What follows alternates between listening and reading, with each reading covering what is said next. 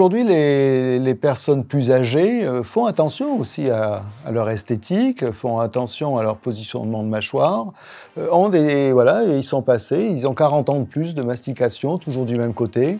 Ils sont en pathologie, on vient voir parce qu'il y a des douleurs, des craquements d'ATM, ils serrent les dents. Ils ronflent la nuit aussi, il y a toutes ces pathologies quand on a un cœur plus faible, on se met à être plus essoufflé, on ouvre la bouche. Finalement, les lèvres ne sont plus compétentes, les dents peuvent partir en avant, on a des migrations dentaires qu'on peut observer chez les personnes âgées, surtout s'il y a un peu de déchaussement.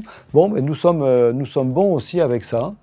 Parce que la dent qui part en avant, qui va se déchausser, elle va être rabattue par les mémoires de forme des activateurs. La mâchoire est avancée, donc il va quand même mieux ventiler, puisque la langue est avancée, elle libère les voies aériennes supérieures. En tout cas, il n'y a aucune contre-indication. Il faut bien connaître son travail et choisir des gouttières qui ne sont pas trop puissantes, qui sont adaptées aussi à la morphologie de leur crâne. Donc, faire de l'orthodontie, on a le même diagnostic avec le perpendicule, on a la même orientation d'oreille chez une personne âgée que chez un bébé.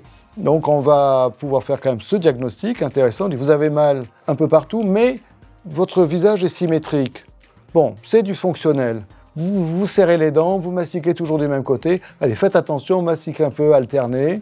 La même personne qui a une torsion crânienne, on voit une oreille plus inclinée d'un côté que de l'autre et on a un décalage de la mâchoire du côté opposé qui a mal. Cette personne-là, alors on va lui dire, bon, mettez nos gouttières, c'est très bien. En même temps, là, il faut vraiment aller voir un podologue, il faut vraiment aller voir un posturologue. Faites-vous superviser par des ostéopathes, les kinés, médecins, ORL, voilà. Parce que votre crâne est en torsion et là, vous êtes vraiment en train de passer en pathologie. On me pose la question si l'orthodontie fonctionnelle, c'est de la pseudoscience. Donc pseudo, ça voudrait dire quoi? Qu'on serait trompeur, que ce ne serait pas de la science. En mathématiques, il y a ce domaine intuitif de base. On parle de mastication, bon, on a des dents à droite, on a des dents à gauche.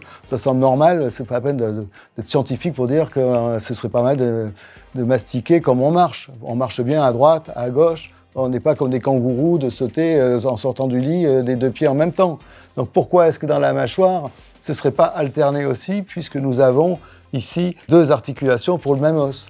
Donc il y a cette partie du domaine intuitif de base. Après, je comprends la question, parce que de temps en temps, moi-même, j'ai des doutes un petit peu sur ce que j'entends. Donc c'est aussi pour ça qu'on a créé des choses comme le perpendicule. Là, on est quand même dans des choses reproductibles.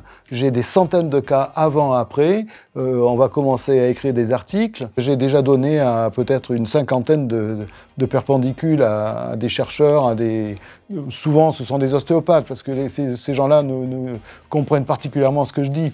Mais les dentistes, avec notre axe dentaire qui, lui, est incontestable, les dents se déplacent. Vous mettez un activateur dans la bouche, on prend des photos avant, après, on fait des moulages, on n'est pas dans des croyances. On voit des dents qui se déplacent, on voit une mâchoire qui se déplace. Et maintenant, on voit aussi des os qui se déplacent. Donc on connaissait la théorie donnée par les ostéopathes, et maintenant on prouve que l'action sur les dents, jusqu'à un certain âge, a une action sur la forme du crâne. Ça, c'est de la science. Il y a beaucoup de gens hypersensibles. Nous sommes des gens sensibles. Et on entend, mais enfin, la médecine est géniale, l'espérance de vie augmente depuis 100 ans, donc c'est que nous sentons de mieux en mieux.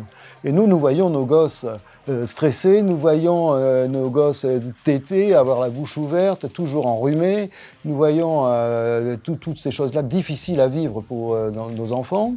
Nous voyons nos vieux qui vivent pas forcément, ils vivent vieux mais pas forcément en bonne santé. Donc des regroupements comme Audente avec des gens sensibles comme nous, qui sont ouverts et qui renvoyons à ça, à son intérêt. Alors on accuse souvent la sécurité sociale qui rembourse trop de choses, pas assez des bonnes choses. Bon, mais finalement la sécurité sociale a sorti quand même le bilan bucco-dentaire à 3 ans. Moi, je trouve ça formidable parce qu'on est en train de dire depuis le début qu'on est dans la prévention est meilleure que le curatif. Alors, moi, pendant des années, en sortant de la fac de dentaire, je savais à peine que les dents, ça servait à mastiquer. Hein, bon. Et le rapport avec la ventilation et la langue, quand même très très peu.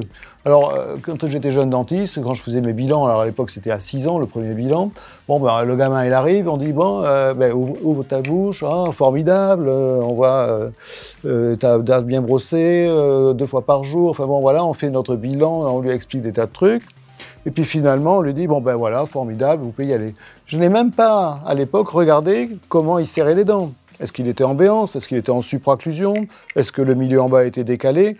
Aujourd'hui, quand je vois le nombre de mes patients qui ont des problèmes dentaires, ça ne se voit qu'à l'occlusion fermée, ça ne se voit qu'au décalage à droite, au décalage à gauche. Il y a des tas de profs qui nous ont appris ça, Planas et les autres.